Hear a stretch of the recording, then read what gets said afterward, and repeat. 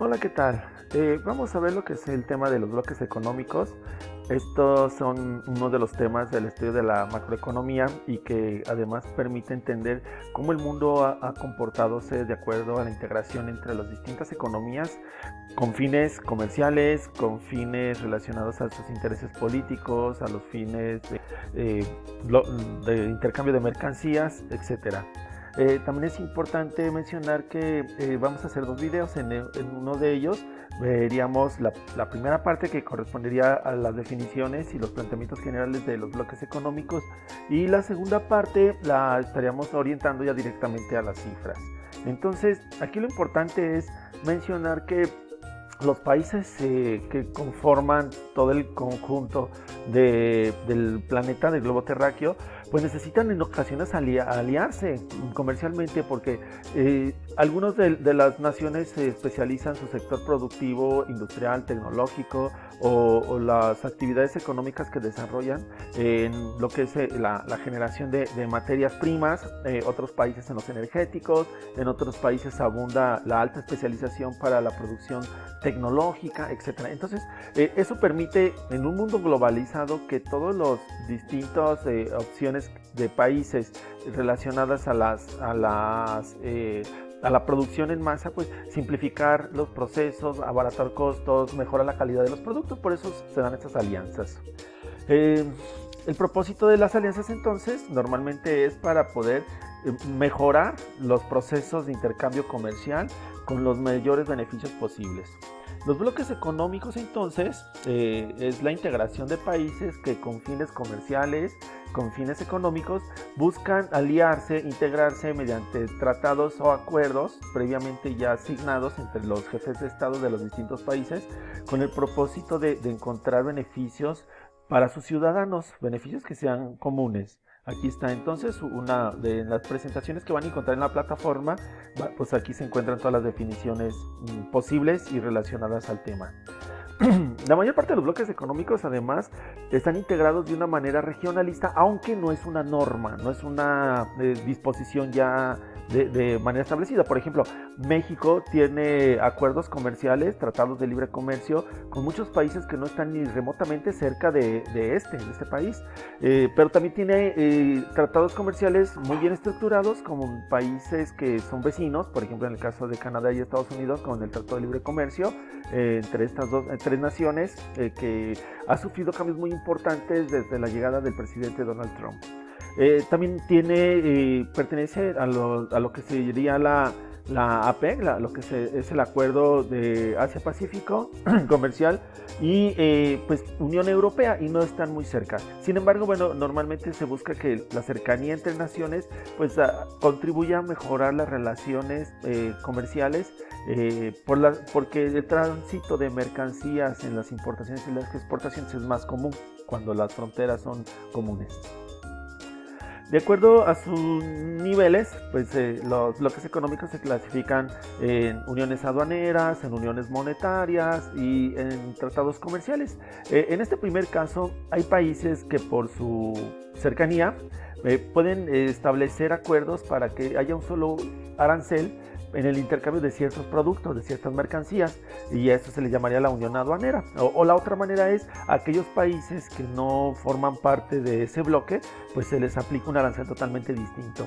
Y de esa forma se buscan precios competitivos ya en el mercado interno de productos que proceden del exterior, por ejemplo, y además los beneficios son para ambas partes.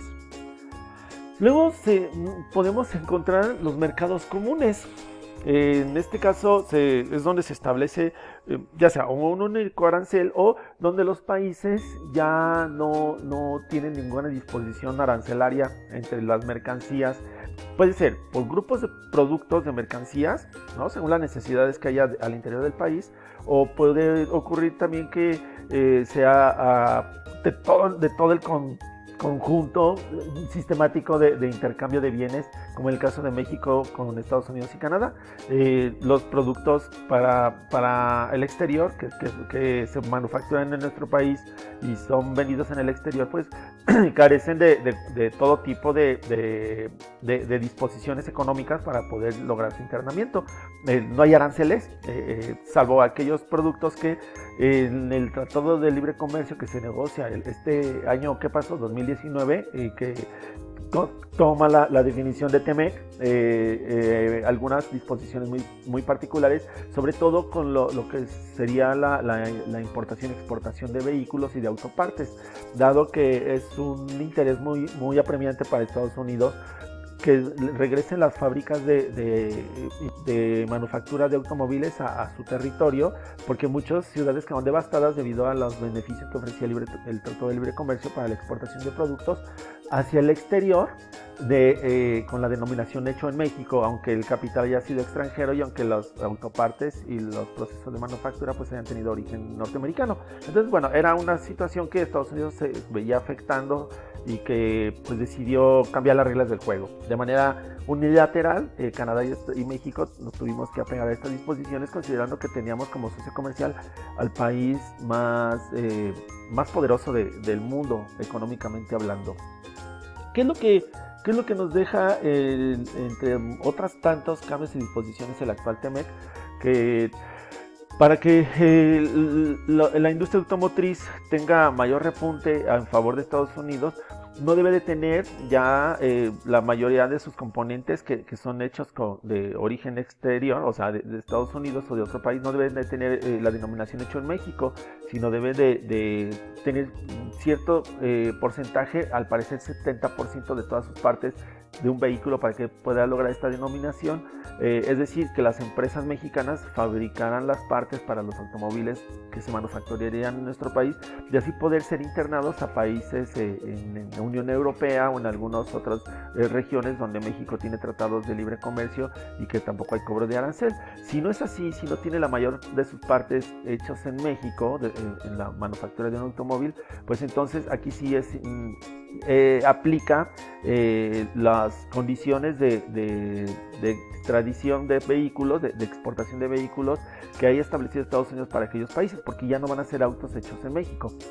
Son autos con mayoría de los componentes de otros países, pero no de México. Entonces, bueno, esta es una desventaja para nuestro país, pero debido a que las empresas se encuentran ahora menos márgenes de utilidad, menos márgenes de ganancia, y puede ser que no les sea tan rentable seguir sosteniendo las industrias extranjeras, o sea, norteamericanas, en nuestro país. Pudiera ser. Sin embargo, bueno, también sabemos que el mercado de automotriz es muy complejo, hay muchas ventajas competitivas, por ejemplo, con respecto a nuestro país, los salarios sobre todo. Por eso Canadá y Estados Unidos, entre también otras disposiciones del Tratado de Libre Comercio, consideraba que los salarios deberían de ser muy a la par de los salarios que se establecen en Norteamérica y en Canadá. Los empleados de la industria automotriz entonces tendrían que tener remuneraciones que las industrias establecidas en México no podrían sostener. O sea, a final de cuentas son muy costosas. Imaginemos un salario para un obrero de $7 la hora, de $10 la hora, pues algo que no había ocurrido anteriormente. Por esa razón es que México no ha podido lograr, junto con sus pares de Estados Unidos y Canadá, la homologación integral de las partes de los acuerdos de tratado del TEMEC para poderlo ya hacer oficial. Y bueno, y con este asunto de la pandemia, pues se quedó en stand-by y no se ha podido llegar a resultados que definitivamente ratifiquen el acuerdo y ya se convierta en lo que originalmente era el Tratado de Libre Comercio. Los bloques comerciales además pueden tener enfoques que no solamente implican el intercambio de mercancías, sino también enfoques culturales, religiosos, políticos inclusive. Recientemente México estuvo en una reunión con los países que pertenecen a la Organización de Países Productores y Exportadores de Petróleo, la OPEP.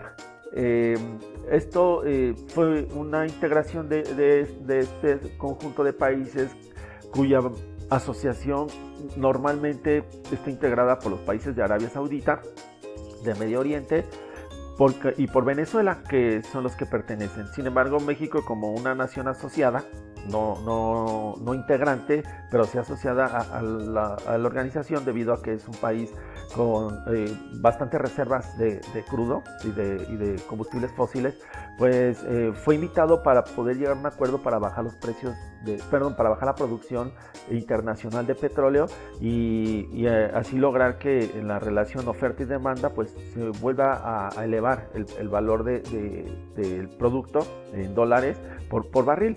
Esto para reactivar la industria de los energéticos, la industria de la extracción petrolera, que finalmente pues es el ancla, es el pilar de la economía de muchos países en Arabia Saudita. Al final de cuentas, bueno, hay un acuerdo que logra México gracias a la intervención del presidente Donald Trump para poder tener esa posibilidad de bajar la producción de petróleo sin que merme también los ingresos en México. Muy controversial, por supuesto, ¿verdad? Porque la Secretaría de Energía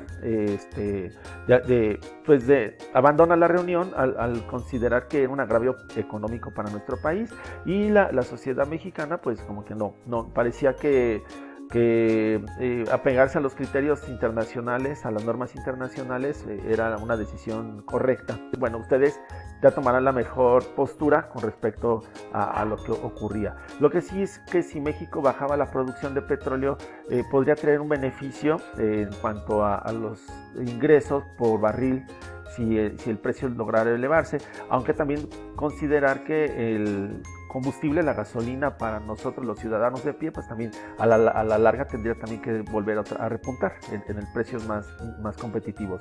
Y eso, pues a fin de cuentas, pues es un prejuicio de las dos partes. Ni modo, son los efectos de una economía devastada, donde no se requieren mucho los energéticos para echar a andar las industrias, los automóviles, para el transporte, porque la economía está totalmente deprimida debido al coronavirus.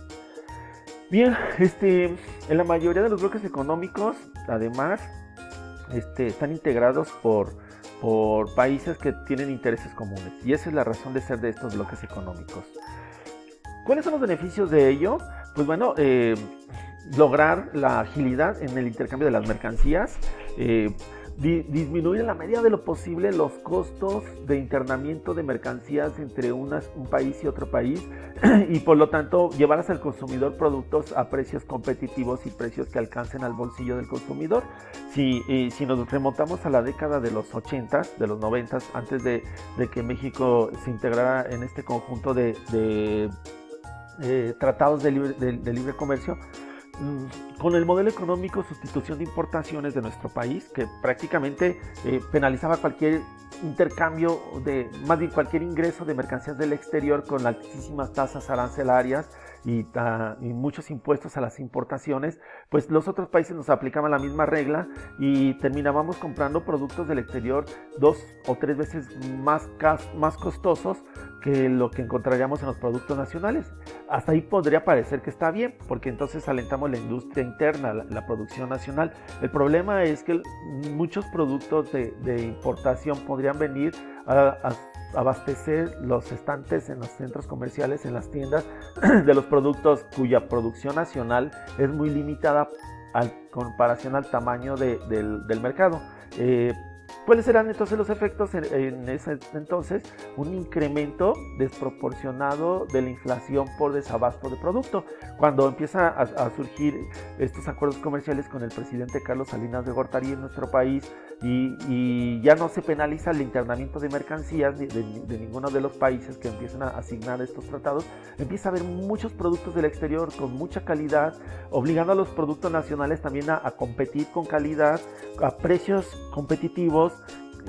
Hay tanto abastecimiento que entonces queda conjurado para siempre el problema de la inflación por desabasto de mercancías. Bueno, hasta aquí vamos a dejar esta primera parte de este video. Esperemos que esto les dé una excelente retroalimentación sobre el tema bloques económicos, y los invito a ver la segunda parte, que sería las cifras de los bloques económicos en nuestro país, la derrama económica y la cuestión de los países que integran cada uno de ellos. Muchas gracias y los veo en el siguiente video. Bye.